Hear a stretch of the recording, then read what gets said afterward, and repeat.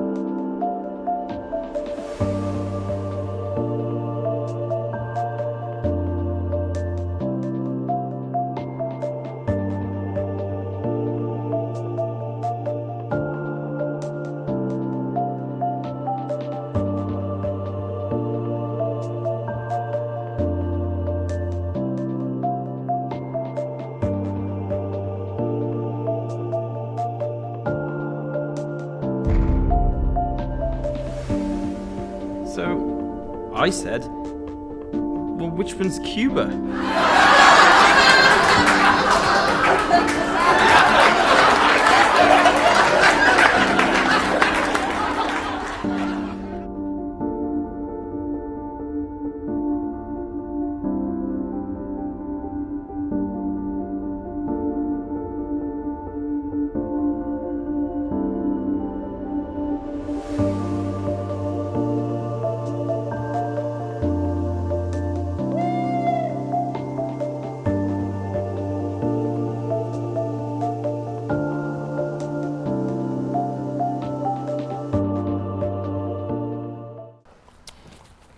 All good?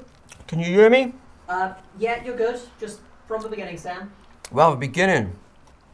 83, 84 maybe. What you need to know is this is a time of big personalities. Huge even. We're talking Harvey Weinstein, O.J. Simpson, Savile, all big, hard-working, trustworthy men. And Roid Steinberg, just as big, just as trustworthy.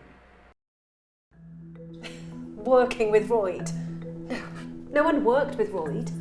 For the most part, you worked against him. He could get along with anyone and everyone loved him. But the problem with that, of course, is when he realised just how much. And just how much he could use that. And so I said to the lovely Margaret, sorry, Mrs. Thatcher, we're not exactly using those minds. Can I just stop you there? Sorry, it's just you haven't drank your tea. Oh, how rude of me.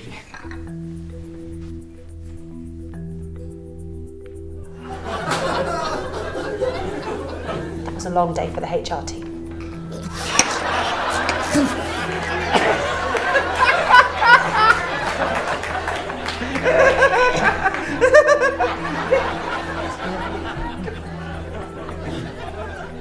In hindsight, we should have realised something was up that day. But there just weren't any clear signs. Dad Steinberg! You hear me? Dad!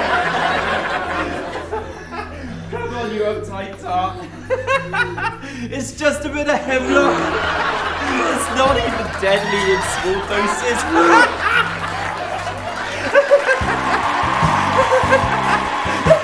That was the sign.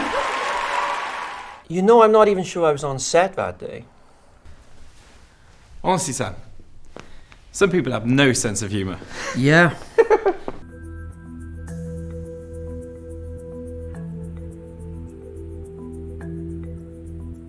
So Roy would play a few practical jokes. It wasn't all that bad. HR would freak out much more than they should. Social justice gone mad, I'd say. Of course we'd freak out, dipshits. He'd do all this insane stuff and get away with it because he's Roid Steinberg. And, of course, he'd be absolutely fine because Davis and Grindstone had constructed a defence of absolute denial. It was as sturdy as Nick Cage's acting career, Adam Sandler's timeless humour, the British economy.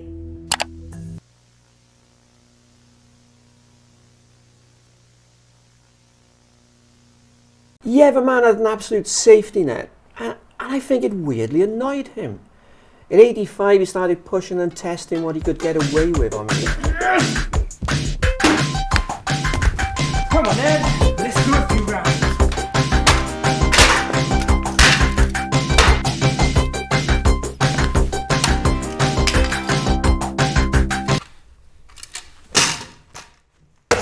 It was a year of total insanity. And Davis and Grindstone would always say the same thing. It's all part of the show. Do you ever think of saying it? Saying what? Saying it to who? He was Roid Steinberg. Who'd take my word over his? But of course I wanted to. I wanted to take it all to the papers. See how Davis and Grindstone would try to spin it then. But of course they would. And that'll be it for me.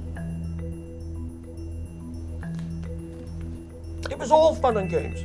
It was a great laugh, you know, until the owl incident of 86. Sorry, but what? Ladies and gentlemen, tonight I'm going to do something a little bit different. Tonight I'm going to shoot an owl. We all thought it was just another practical joke, so we all laughed. But then... Get off me! I'll shoot you all! You're all a bunch of fucking owls! Roid always hated the hypocrisy of owls. How they always portrayed as these wise old sages in myths and whatnot. But in reality, they're just really dumb birds. Now after this, Grindstone hits the scene. It's a total studio lockdown. No one in or out until Davis and Grindstone could figure out how to spin it or how to cover it up. And of course, none of us said a word. And the show went on like nothing happened.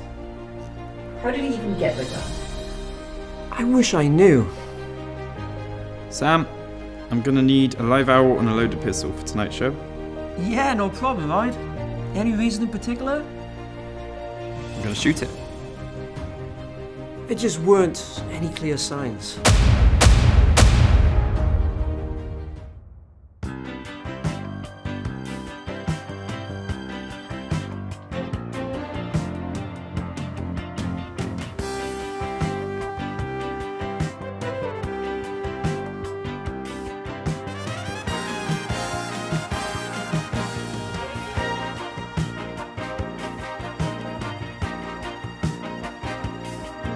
Now the owl was the last straw for most of us in the studio.